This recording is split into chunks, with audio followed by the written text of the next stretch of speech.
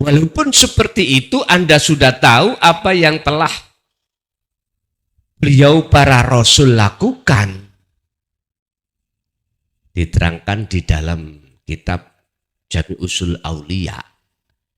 Tetap jenengan husnudon dengan adanya torikoh-torikoh A sampai Z yang mutabaroh, ya, tetap husnudon.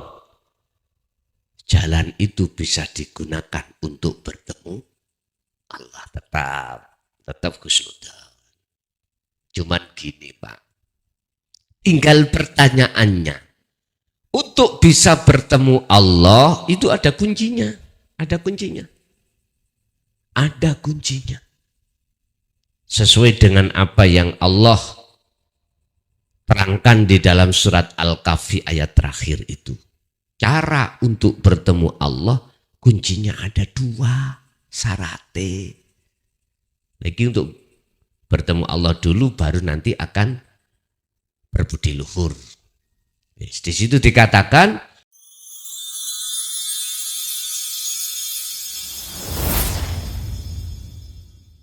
Man arofa nafsahu, faqad arofa robbahu. Barang siapa yang mengenal dirinya, maka akan mengenal Tuhannya. Alhamdulillah kita pada malam hari ini masih diperkumpulkan Allah dalam satu majelis ta'lim yang untuk malam hari ini kita akan membahas tentang bagaimana cara menjadikan hati itu berbudi luhur. Sebab siapapun kita, apapun status kita, jikalau hati kita belum mencapai hati yang berbudi luhur, kita masih teringgapi perilaku hati ini yang protes nuntut pada Allah. Sekali lagi, siapapun kita tatkala hati belum berbudi luhur, maka apapun aktivitas, apapun yang diberikan Allah terhadap kita, hati ini masih nyacat pemberian Allah. Masih nyacat itu berarti masih maidu. Tidak bisa menerima lebih-lebih hal-hal yang berkenaan perkara yang gak enak. Kadang-kadang yang enak aja kita masih kurang. Kita masih belum bisa menerima. Bapak Ibu, hal ini tertuang di dalam surat Al-Qalam yang menceritakan tentang sifat karakter hati beliau Kanjeng Nabi Muhammad Sallallahu Alaihi Wasallam di dalam ayat 4. Nanti kita bahas itu.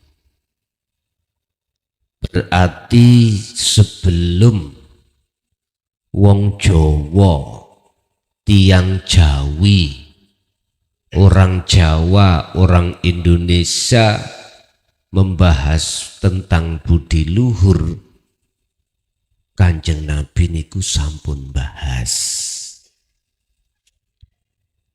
Buktinya apa yang muncul di dalam hati beliau bersifat berbudi luhur.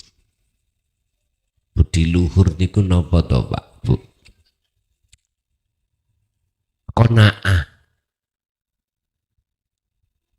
Hati punya dasar akhlak ilahiyah pada Allah sehingga hati tidak mudah protes apa pemberian Allah. Dari segala hal apapun itu. mengikuti kisah beliau ketika saat masuk di dalam kaum kafir Quraisy atau di dalam kaum Taif. Beliau tidak menyalahkan kaum yang menolak ajaran Rasulullah, tidak. Dia hanya memberikan maklum, olehnya protes, olehnya menghina ajaran Rasulullah, bahkan Rasulullah dicaci maki karena beliau belum paham.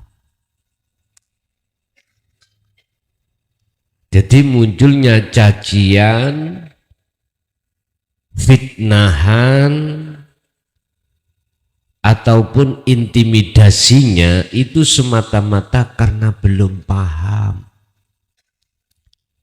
Jadi beliau itu memakluminya. Apalagi Allah sudah ingatkan kepada beliau Kanjeng Nabi dalam surat Al-Baqarah, la ikraha fiddin qad tabayyana rusdu minal ghayy. Muhammad, ajaran yang kau bawa itu tidak boleh dipaksakan. Artinya tidak boleh Kanjeng Nabi itu memaksa umatnya pada saat itu untuk mengikuti beliau, tidak, Pak. Karena setiap diri umat itu punya hak asasi dalam hal beriman, dalam hal memutuskan keputusan, dalam hal berbicara. Berarti sebelum adanya undang-undang hak asasi, Kanjeng Nabi itu sudah mendidik. Sudah. Apa ajaran yang diemban oleh baginda Rasul? Yaitu qad tabayyana rusdu minal ghayy.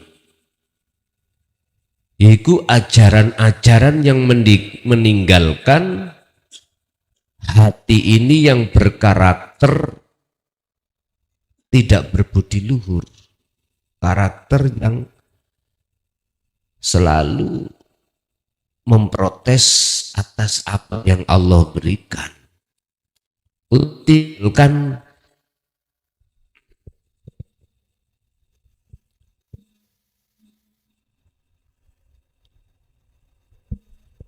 mikap.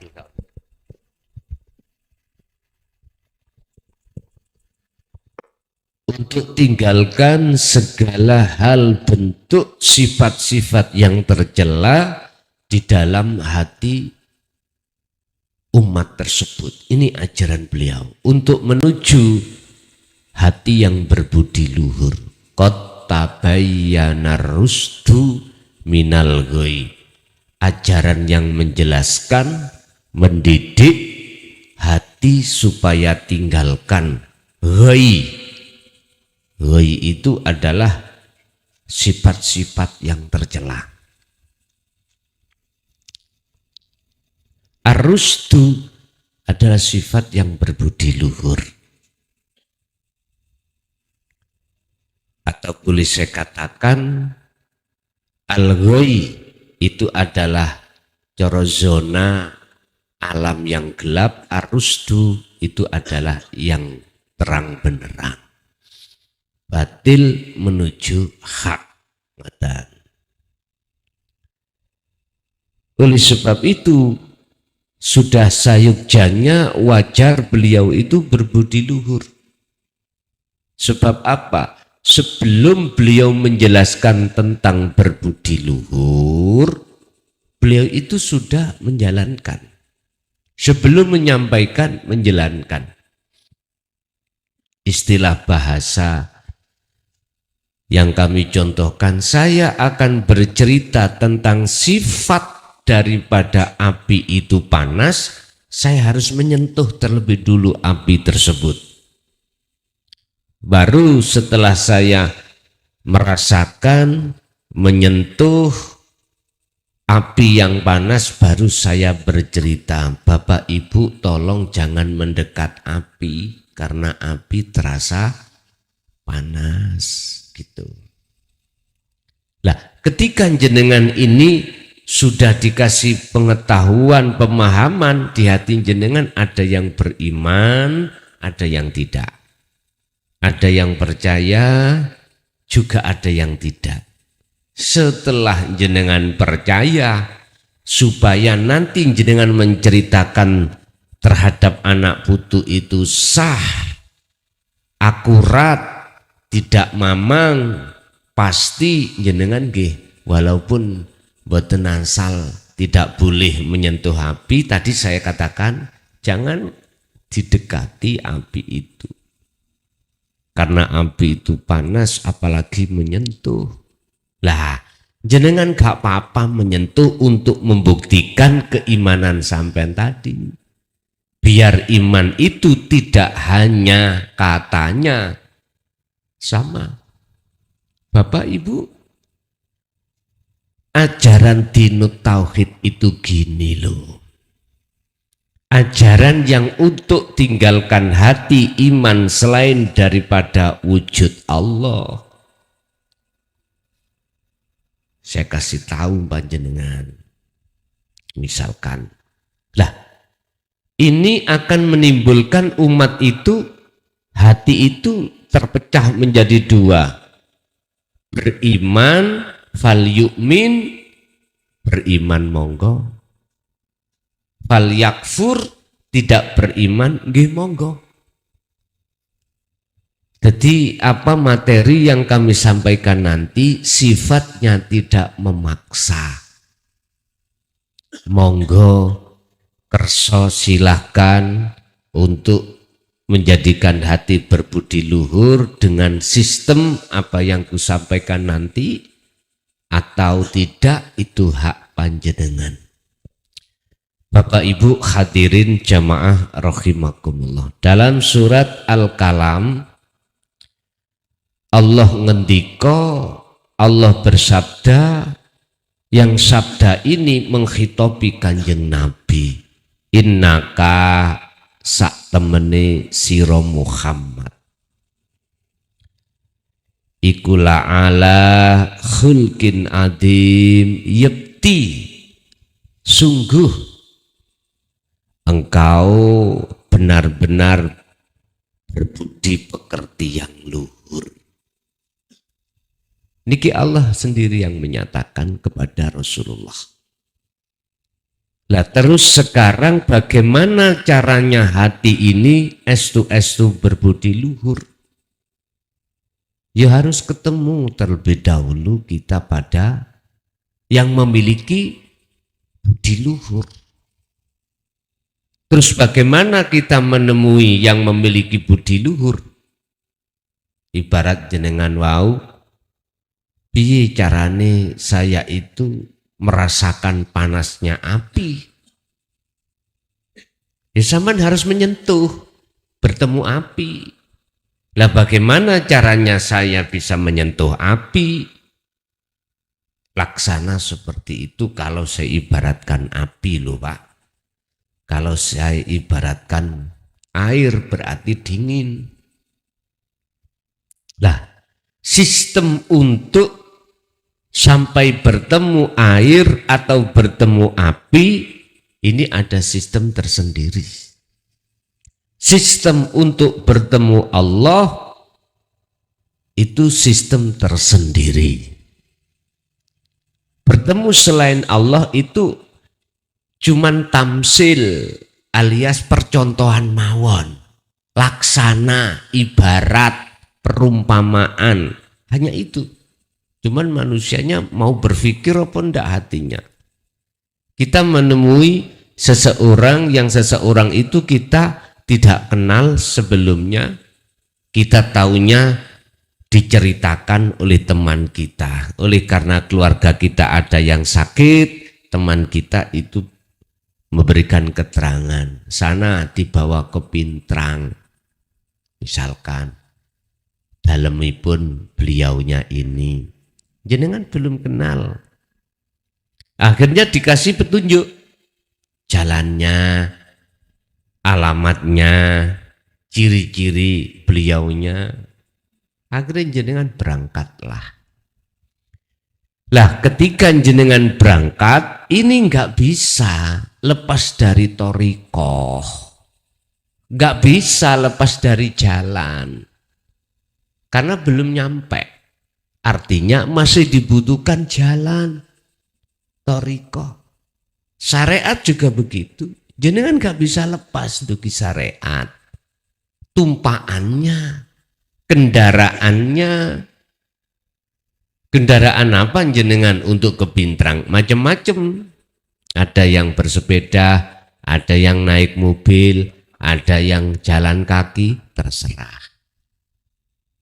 Yang jelas selama belum sampai pada Allah, jenengan kali kulo isih membutuhkan syariat dan thariqah. Apa yang kusebut syariah ini? Ilmu, Pak, ilmu. Ilmu yang mana? Inilah yang ku sebut sebagai ilmu tauhid. Nah, ini bukan ilmu syariah yang dimaksud, bukan. Ilmu tauhid. Itulah ilmu yang qad tabayyana rusdu minal ghoi. Ilmu yang mendidik, ajaran yang mendidik hati sampean, bagaimana cara lepas dari belenggunya hawa nafsu atau rantainya hawa nafsu supaya kita bisa keluar dari cancangane hawa nafsu atau ikatan hawa nafsu. Itulah ilmu yang setiap kita tiap hari atau tiap bulan kita bahas tentang ilmu itu. Ini syariat. Lah, thariqahnya mana? Thariqah yang dimaksud thariqah atau jalan. Bapak Ibu, Gusti Allah itu zaman Kanjeng Nabi dengan Gusti Allah zaman sekarang sama mboten? Sami nggih? Beetah ganti Gusti Allah. Biyen dulu dengan sekarang Allah ganti. Nah, kalau sama, mengapa kita gegeran khilaf tentang masalah jalan? Kalau tidak jalanku gak bener. Yang sana juga begitu. Yang bener jalanku.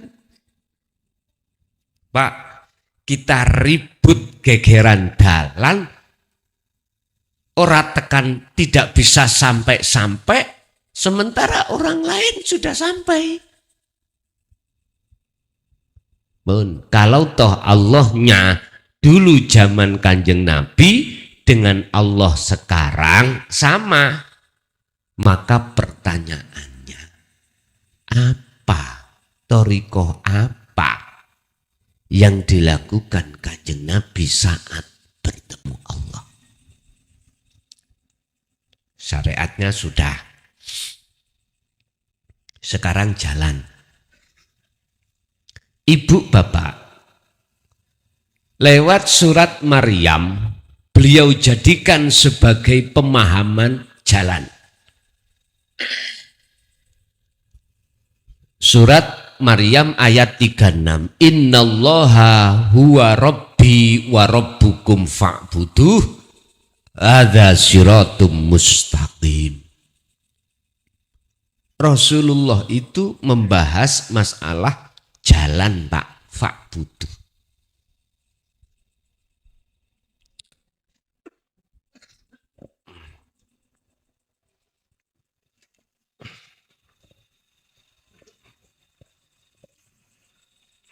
Kula gudhekne mawon.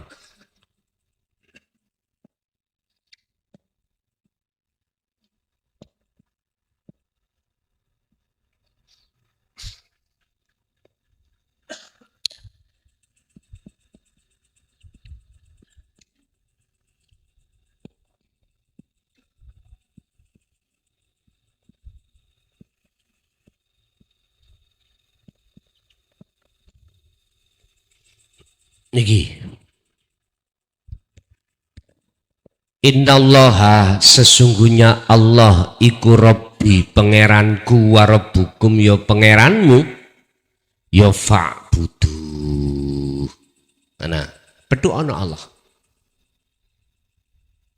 Terus caranya medui bagaimana? Syariatnya tadi sudah, ilmunya sudah, ilmu itu syariat. Thariqahnya ini di dalam olehnya jenengan bisa bertemu Allah disebut fa'buduh itu jalannya ada dua.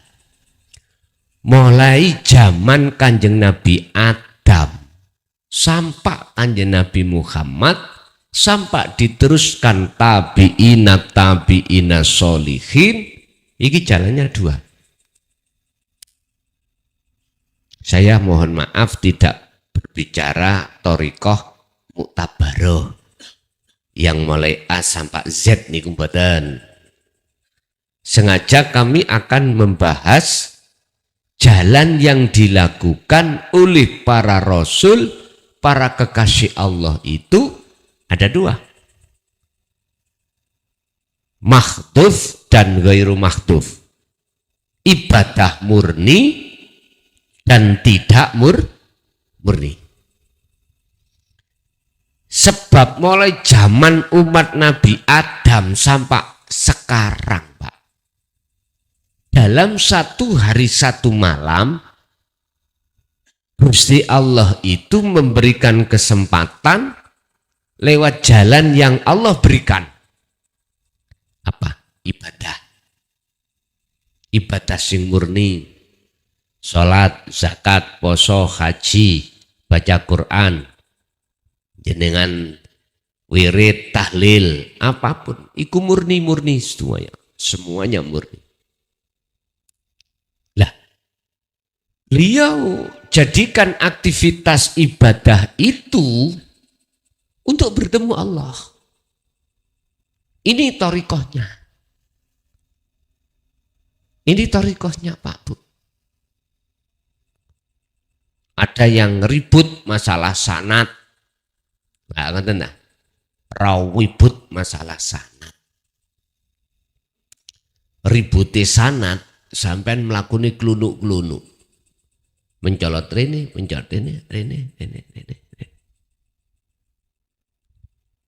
Kalau ini tidak, sanad sampean langsung pada Allah. Yang disebut hablum minallah. Sebab di dalam sholat itu Allah di situ. Mengapa sampai ngeribon-ngeribon?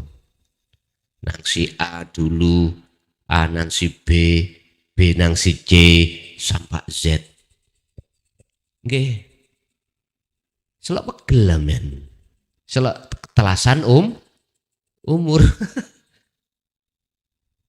Loh, saya sendiri juga tidak maido, jenengan terserah jenengan. Saya di sini menawarkan, ya toh, bagaimana caranya jenengan ini hati lekas berbudi luhur sebelum datangnya satu kematian. Di dalam ibadah murni bagaimana jenengan iku fa'buduh hadza utawi iki iku fa'buduh iki madepe ruh datang Gusti Allah sejatine. Jadi enggak ada yang menghalang-halangi, enggak ada. Enggak ada yang menghijabi, enggak ada. Enggak ada pelantaran-pelantaran, enggak ada. Itulah maksudnya hablum minallah, hubungan langsung pada Allah. Jenengan kali kula kan sering kedoktrin ngeten. Kedoktrin atau didogma dengan bahasa kalau tidak lewat aku nggak bisa. Karena aku yang dekat pada Allah. Lah ngoten ya. Harus lewat aku. Miturut pandangan, mohon maaf. Pemahaman hablum minallah itu nggak boleh.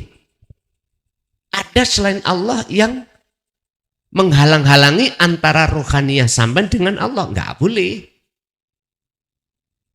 Walaupun, mohon maaf, iku guru kita akhirat makhluk, nggak boleh.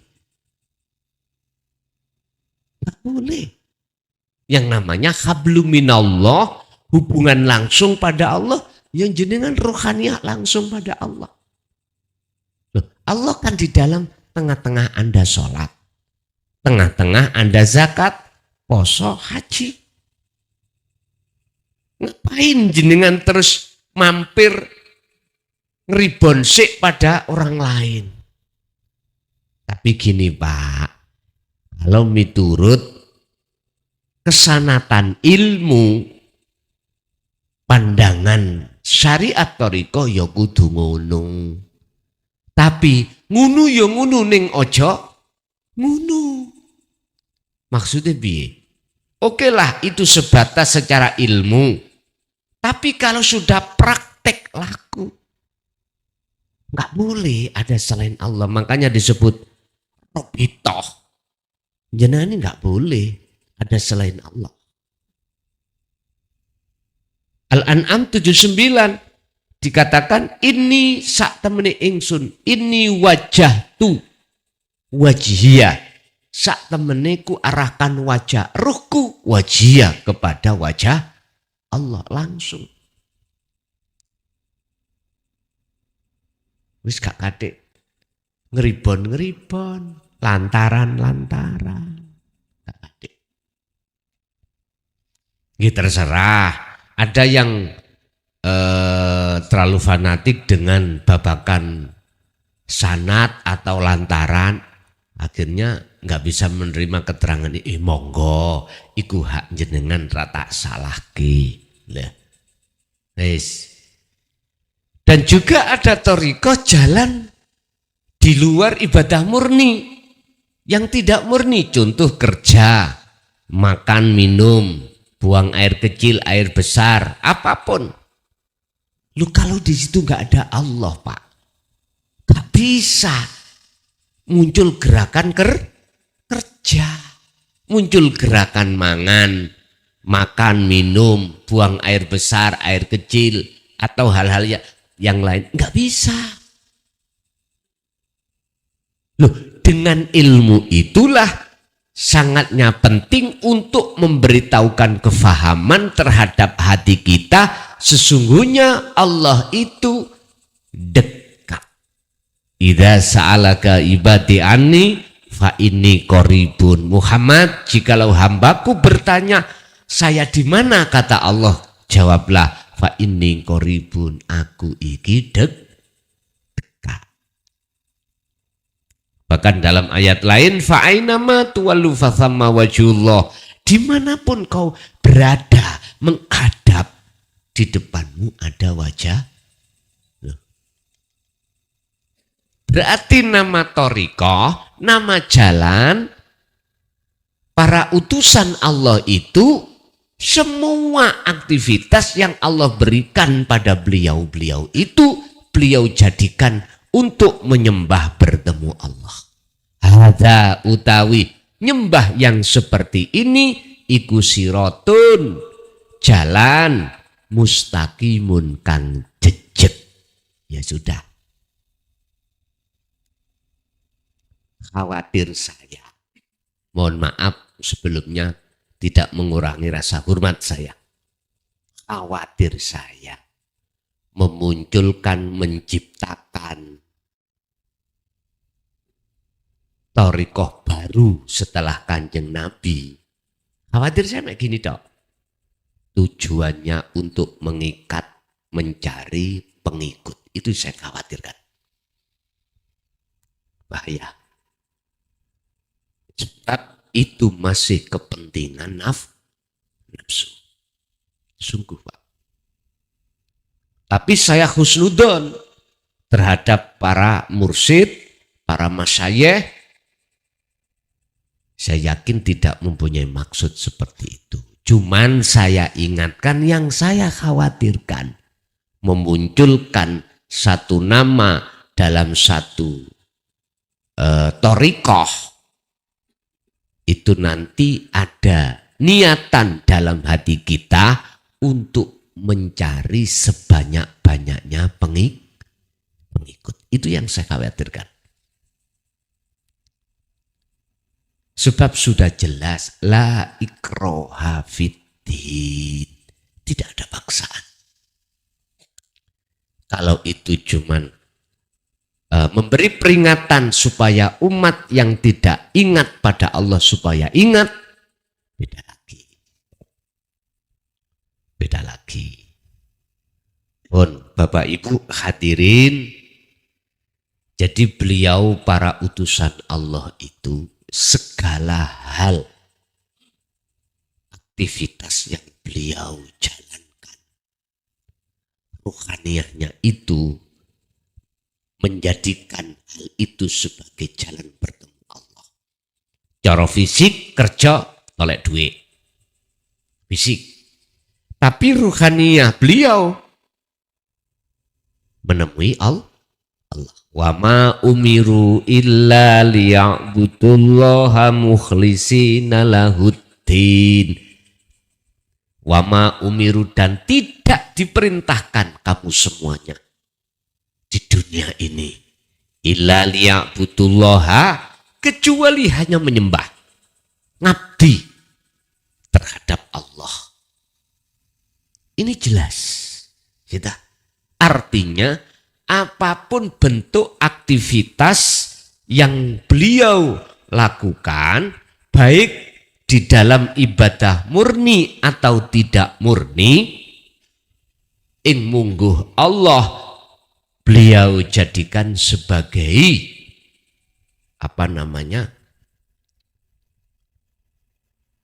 sebagai jalan untuk bertemu Allah. Ini beliau. Tergantung jenengan. Walaupun seperti itu, Anda sudah tahu apa yang telah beliau para rasul lakukan.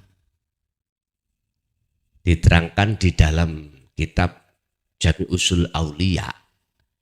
Tetap jenengan husnudon dengan adanya thariqah A sampai Z yang mutabaroh, ya. Tetap husnudon. Jalan itu bisa digunakan untuk bertemu Allah. Tetap husnudon. Cuman gini Pak, tinggal pertanyaannya, untuk bisa bertemu Allah itu ada kuncinya. Ada kuncinya. Ada kuncinya. Sesuai dengan apa yang Allah terangkan di dalam surat Al-Kahfi ayat terakhir itu. Cara untuk bertemu Allah kuncinya ada dua syaratnya. Lagi untuk bertemu Allah dulu baru nanti akan berbudi luhur. Di situ dikatakan falya'mal amalan sholihan. Ruhaniyah jenengan selalu dan selalu berupaya terus melakukan atau hati ini berlaku baik terhadap Allah. Berlaku baik itu yang mana? Segala hal apapun yang Allah hadapkan, hati jenengan harus selalu dzikir. Harus selalu dzikir. Tadi dzikir nggak bisa lepas. Pertanyaannya, dzikir yang bagaimana? Sebab dzikir bahasa Arab, Indonesianya adalah ingat, Jawane eling. Cara mengamalkannya, hati jenengan sadar atau eling, yang jenengan ini ra iso apa.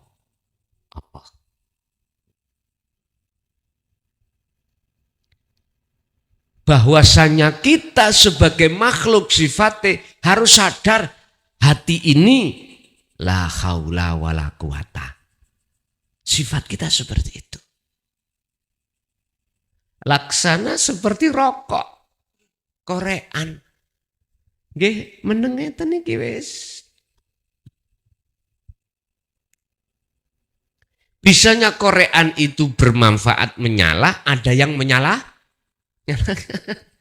Coba biarin sampah, besok ya tetap gini. Ya ini sifat kita sebagai manusia.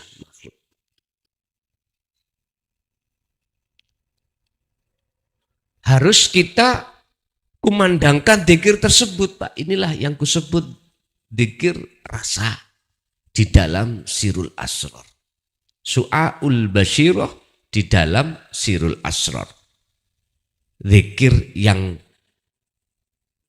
Sirul Asrar itu dzikir yang sudah tidak mengucap nama atau sifat, tapi dzikir yang di dalam hati sampean cuman merasa.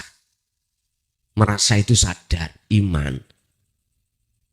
Kalau semua apa yang muncul dan timbul dalam diri kita sebagai makhluk, baik langsung diri kita atau makhluk lain tidak langsung, hati ini harus merasakan kehadiran Allah di situ.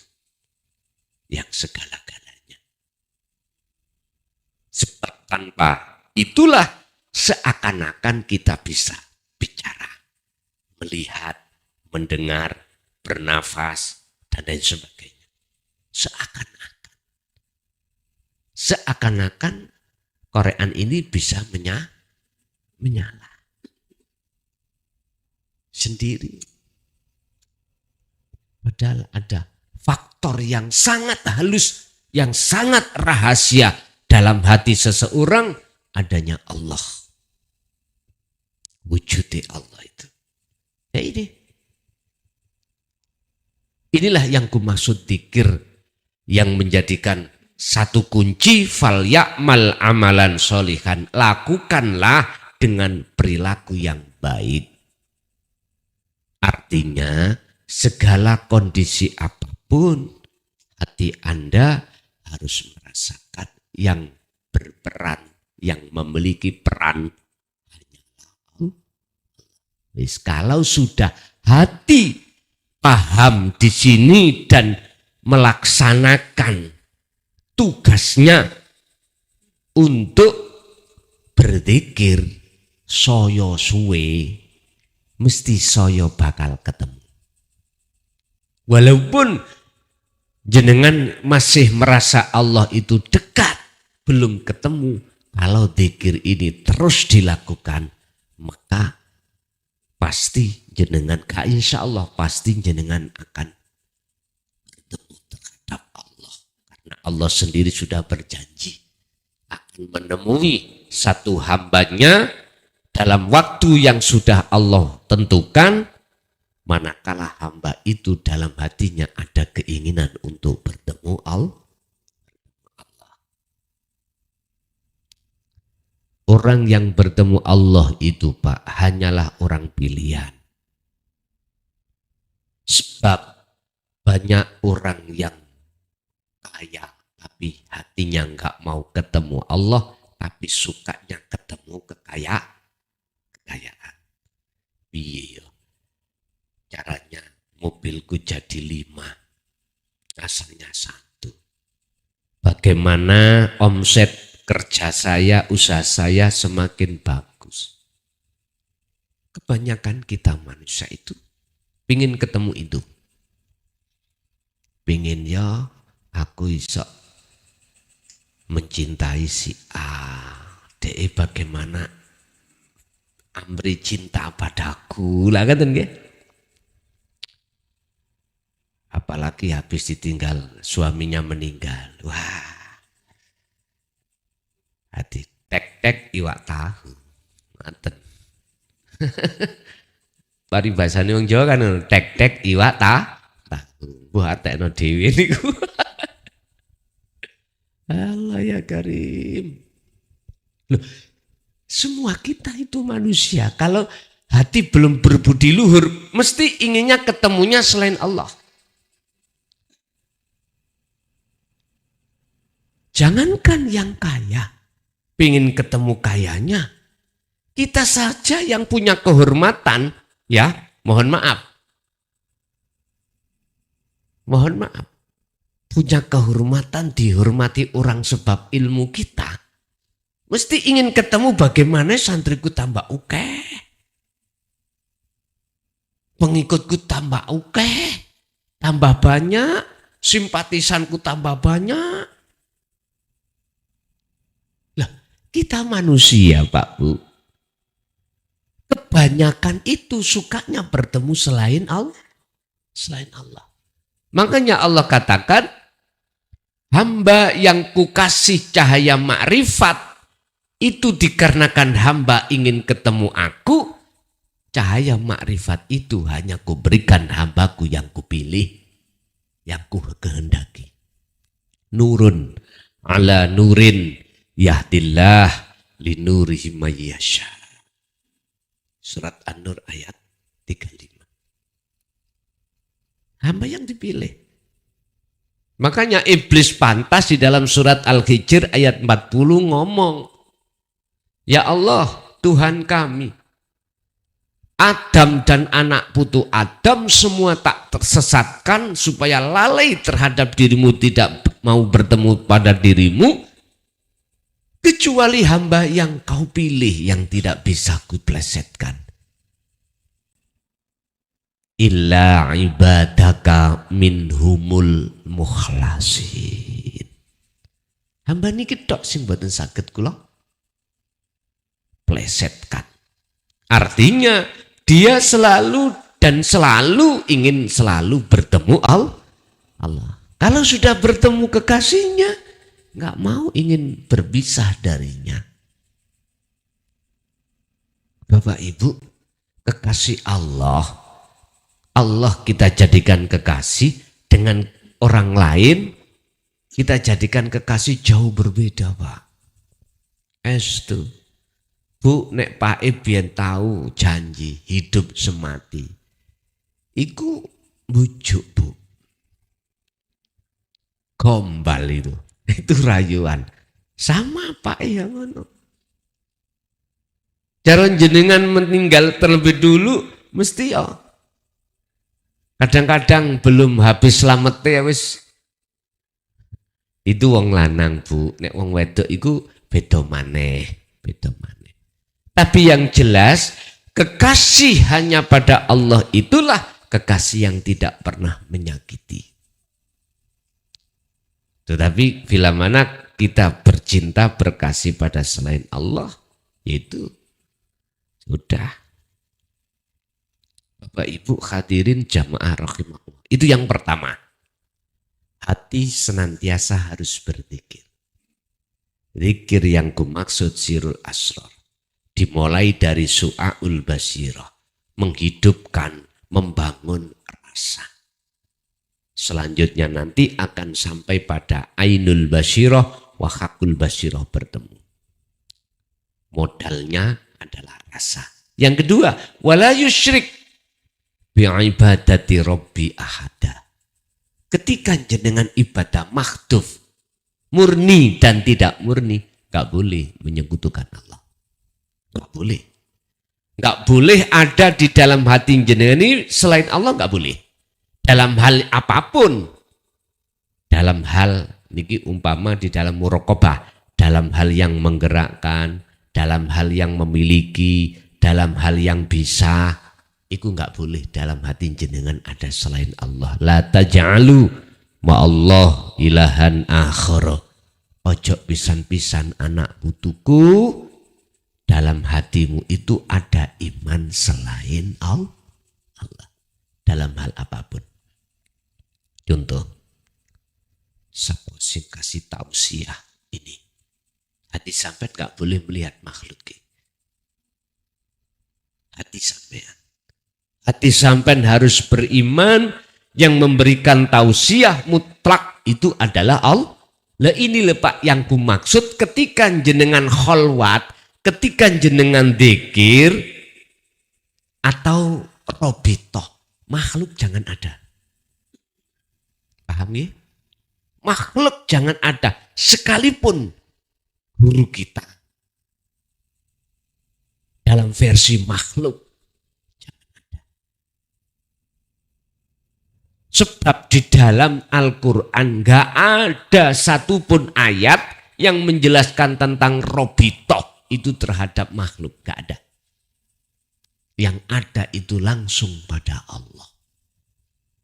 Inni wajjahtu wajhiya lilladzi fatarus samawati wal arda hanifan wa ma ana minal musyrikin. Kalau ruhaniyahmu itu sudah betul-betul menghadapnya langsung pada Allahnya, wa ma ana minal musyrikin, maka itulah perbuatan yang tidak menyekutukan Allah. Masih Pak butuh haknya itu kembali kemana? Gak ada ke makhluk.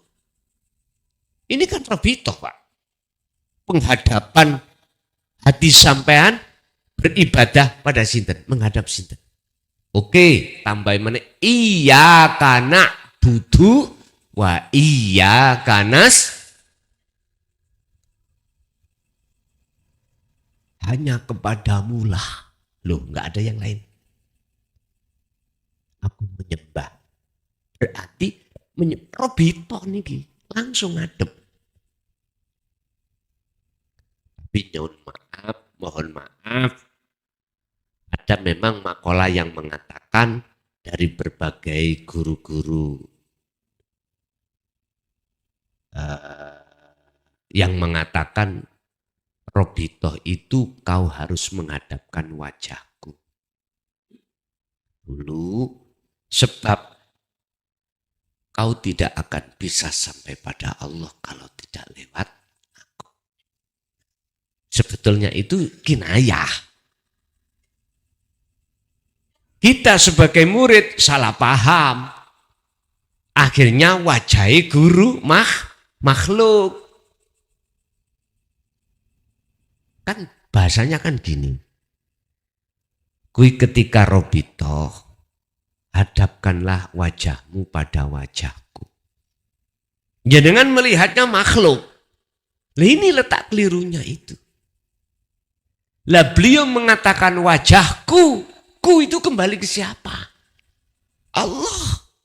Akunya Allah. Berarti hidup pada diri beliau, hidup di luar diri beliau, itu loh maksudnya Pak. Bukan wajah-wajah makhluk, bukan. Makanya kita sebagai santri, sebagai pengikut toriko ini, toriko itu, tentang robitoh harus waspada. Sebab jenengan kalau pahamane kok makhluk, pujaan nang sampean sinten? Makhluk.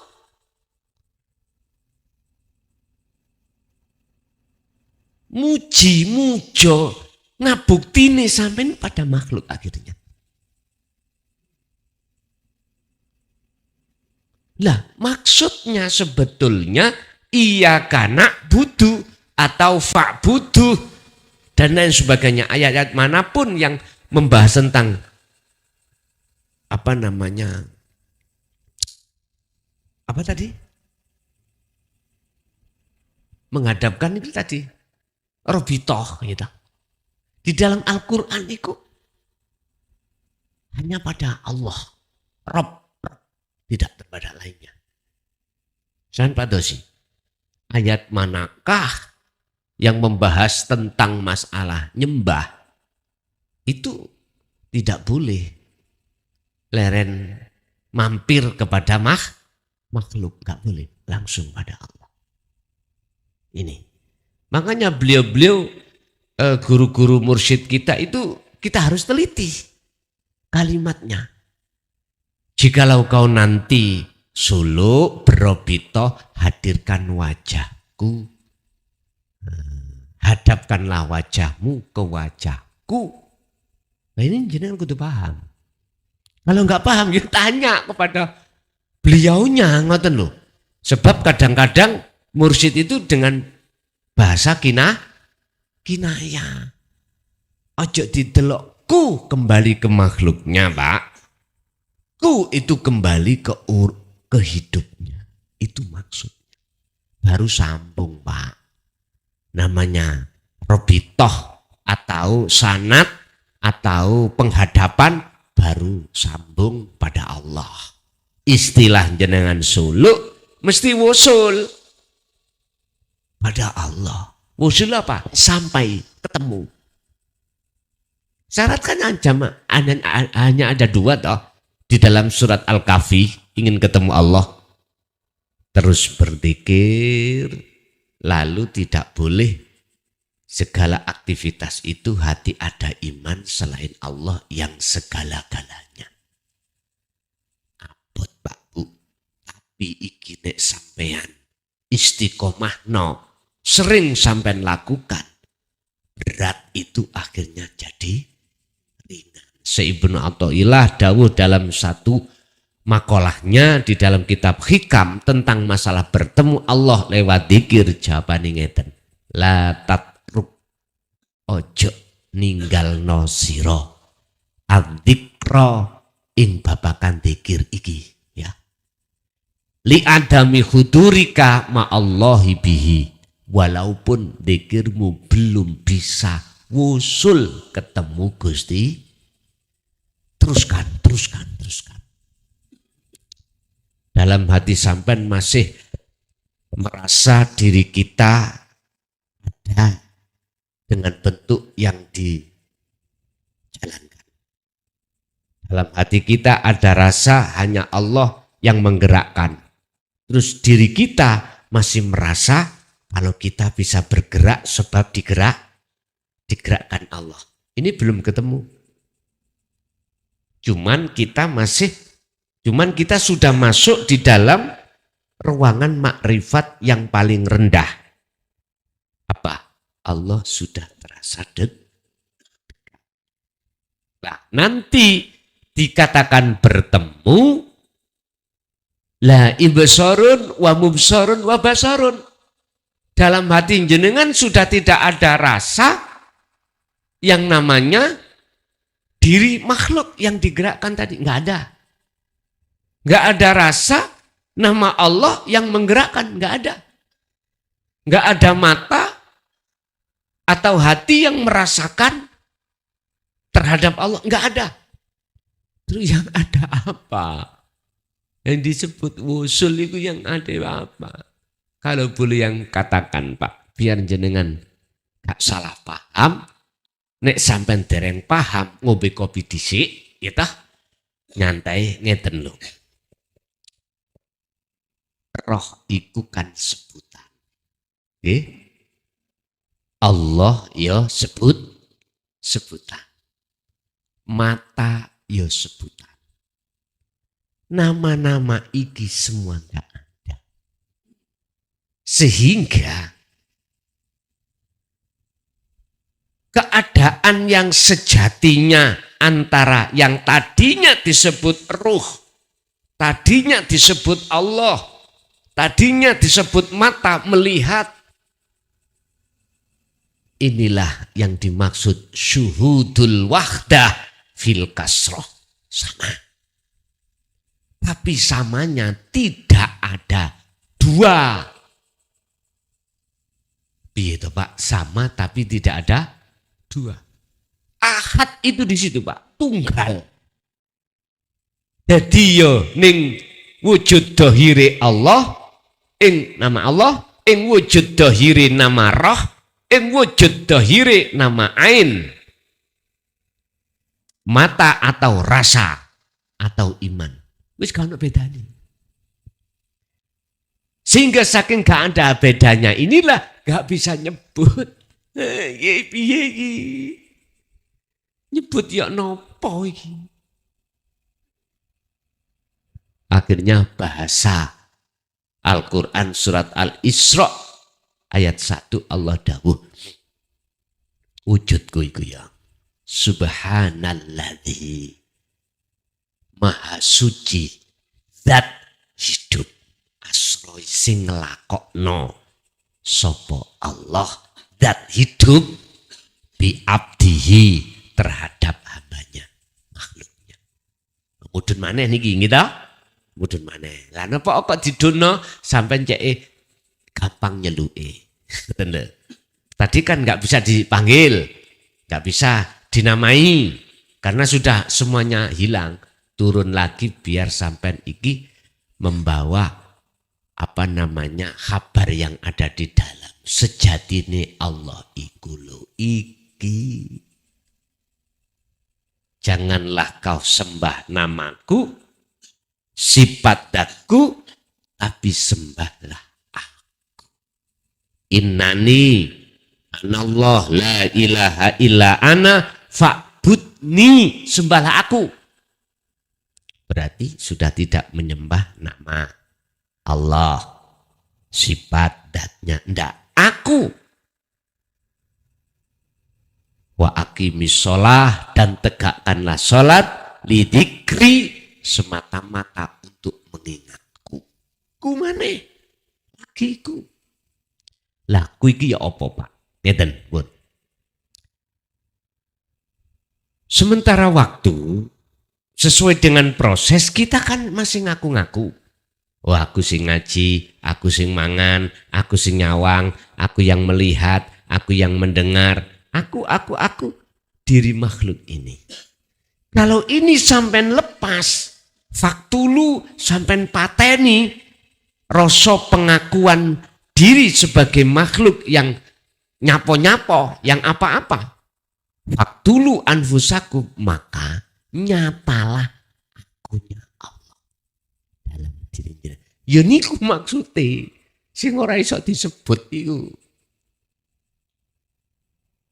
Lah, kalau sudah sampai pada zona ini, inilah yang disebut Syekh Ibnu Athaillah, ammal arifuna la yarawna li anfusihim syai'an bal yusyahiduna annal fa'ila huwallahu ta'ala.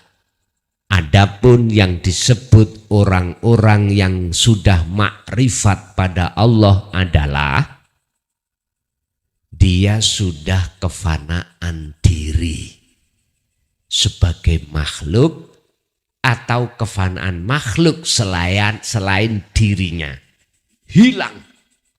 Terus yang nyata dalam dirinya hanyalah aku, Allah. Niku mboten ajarane Siti Jener. Peno iku ora ngerti. Kebanyakan umat Indonesia itu gak ngerti asli ajaran Siti Jenar. Sehingga mengatakan itu sesat. Wis ta, nyun sewu. Apa bener, apa sah orang berkomentar ning ra paham. Kita itu tiru-tiru pada orang-orang yang memang ada propaganda. Apa propaganda? Ada unsur politik. Supaya kita tidak mengikuti ajaran itu. Heta, makola apakah sah? Orang mengatakan isi di dalam rokok ini.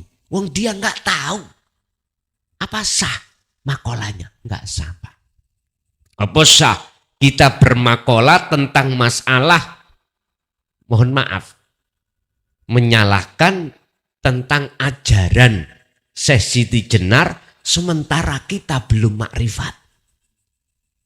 Ya salah tok, Pak, menurut saya loh ya. Tak ibarat nong ini. Saya itu tidak pernah masuk gedong. Di dalam gedong itu isinya mau macam-macam. Apapun, urusan apapun ada. Saya enggak pernah masuk. Apa sah saya berkomentar, berfatwa bahwasanya di dalam gedung itu ada nyun sewu, ada A, ada B. Mboten saged, Pak. Karena saya tidak tahu. Makanya di dalam surat Ali Imran ayat 7 terkait masalah ayat. Ayat 7.